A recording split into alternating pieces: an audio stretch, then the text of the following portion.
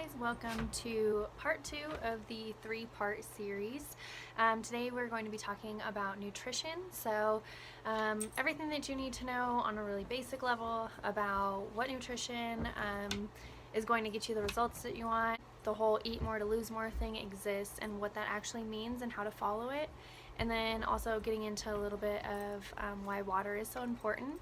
So to start off, we'll talk about the eat more to lose more idea. To most people it sounds counterintuitive, but the fact of the matter is that your body needs a certain number of calories to actually run, and not just run, but run well and run efficiently. So to be able to get your body to decide that it's okay to let go of excess fat, you actually have to give your body extra food, but it has to be the right type. So you need to really change the way that you're thinking about foods. You need to think of proteins as being the things that build up your muscles, so that's going to be what really helps to give you those defined, sleek looking muscles that you like. So proteins are going to be your building blocks. This is going to be the thing that's going to build up the muscles so that you actually get those defined looks. Carbs are your energy source, so you should be eating those earlier in the day, so your breakfast, your first snack, and your lunch.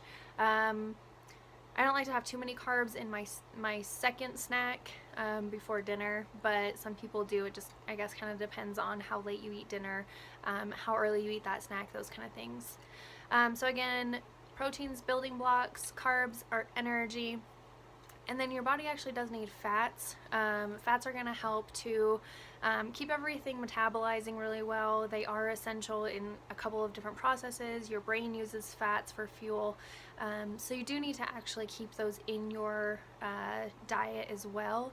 Don't deprive your body of certain things because you heard on TV that fats are bad, or you heard that carbs are bad. The thing is that the industries that are selling fats want you to believe that carbs are bad so that you buy more things with fats in them, and vice versa. So you need to be really aware of who's giving you the information and why they might be doing that when they're telling you to completely eliminate or seriously reduce something. Getting into water and where that comes into play. So water is going to be the source that helps to eliminate all of the toxins. So I talked about this a little bit during the fat webinar, but this is actually going to be the thing that helps to get the toxins out of your body, to shuttle them out, to get rid of them, and keep all of your joints and your muscles lubricated. So where that comes into play is, especially when you're working out, you don't want to work out with muscles that are dehydrated, because they're essentially like beef jerky. Like bend beef jerky, it's going to kind of break and snap. Whereas if you take a chicken breast, something that's really well hydrated, and you just bend it, it's just going to bend. So you're going to prevent a lot of injuries if you're actually using water. You don't need to overdrink it. A lot of people are actually over drinking who are sedentary, so just drinking water isn't going to make you lose weight. That was kind of one of those things a couple years ago that if you just drink water you would lose weight. Well, you actually have to live a healthy lifestyle, and you actually have to eat correct foods. So you do need water, but it's not something that can be used on its own to undo eating habits. Try to make that one of those things that you keep on your radar, is how much water you're drinking. A lot of people don't realize that they're not drinking enough.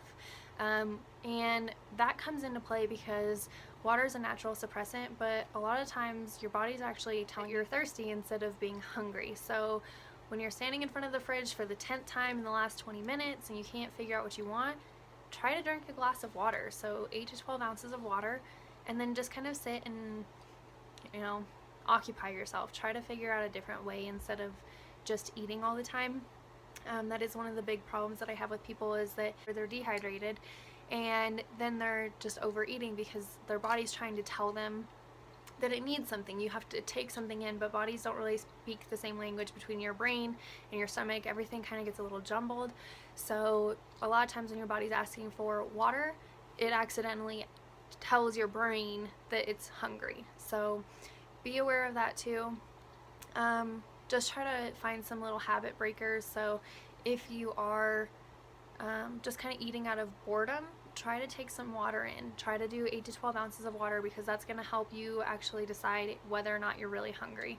It helps if you're a snacker. If you're somebody who just kind of snacks because it's there, drink water. Just try it out. Do your meals, do everything as you've planned, but just do the extra water so that you can just make sure that you're not just eating out of boredom and taking in extra calories unnecessarily, because you're still going to want to snack. If you didn't drink water and you just had a snack, you're still going to be thirsty. Your body's still going to send the wrong signal, and you're still going to try to eat when you're thirsty. So take care of that. Do the water. Try to make that one of your switches. Instead of doing snacks all the time, try to do water instead and see how you feel if it's not the time for you to be eating a snack or eating a meal.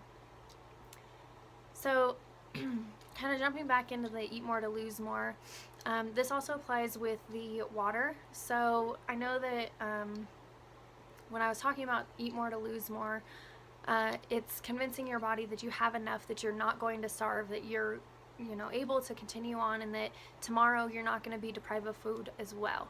Your body goes into a storage mode anytime that you're low on anything, and it goes really quickly. So even if you're dehydrated one day, your body stays in that dehydration mode because your body is afraid that you're not going to get enough water, or you're not going to get any water the next day, so it starts to store it just in case. So you need to have enough water that your body's constantly flushing it through the system. If your body has enough water that it doesn't need the extra, it's going to flush it. If your body doesn't have enough water, it's going to store it. Works the same way with food.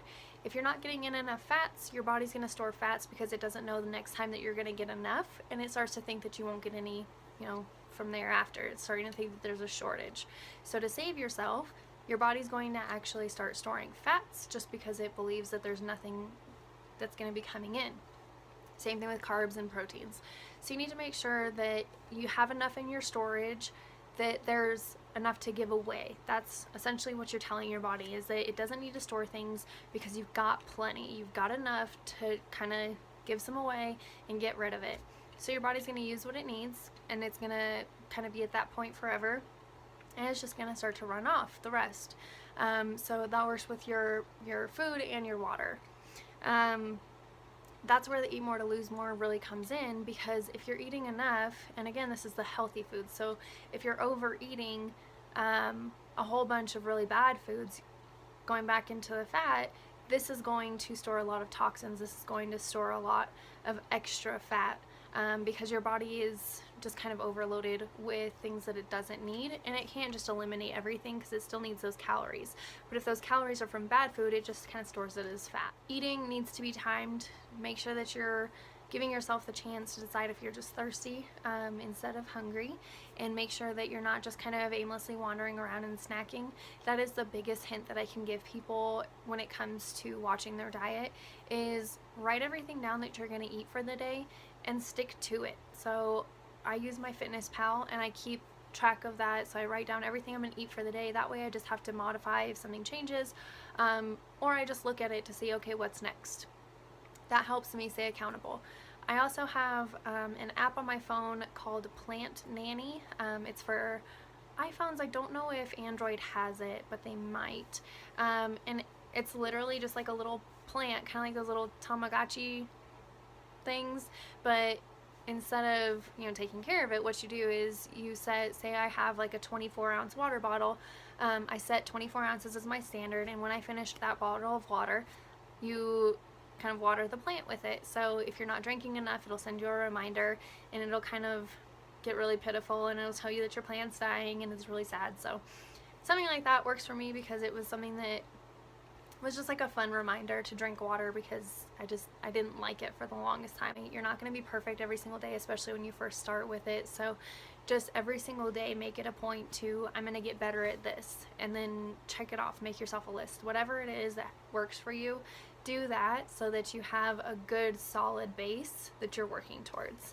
We're going to talk a little bit more about that in the next video about goal setting. So you just have to start by getting, those preconceived notions that the diet industry has given you, because a lot of times the diet industry is actually trying to keep you overweight. They're trying to make you yo-yo because they want you to believe their product works by having it be a crash diet, by having it dehydrate you. That's what all of those diet pills do, is they just dehydrate you. They don't do anything good for you.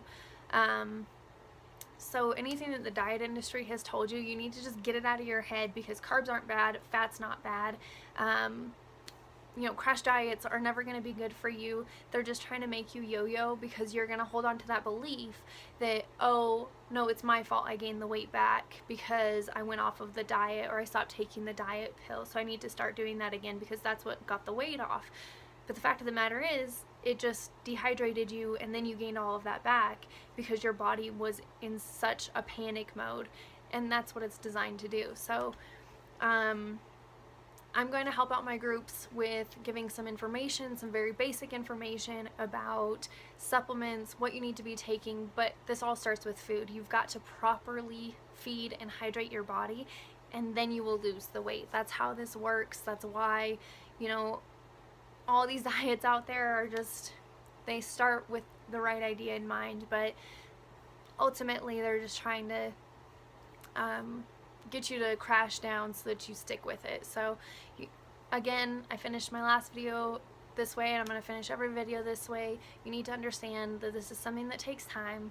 It's going to take some commitment, and we've got the groups are there to kind of offer the motivation. So send in your success stories, write it out on the Facebook page, make sure that you're celebrating that, and then let other people celebrate it with you as well, because if you're putting on there that you lost 10 pounds, that's motivating, and you're going to become somebody else's motivation. So kind of take the time to be active in the groups, and just let people know when you're losing, what challenges you're facing, because we're going to address all of those every Sunday in my challenge groups.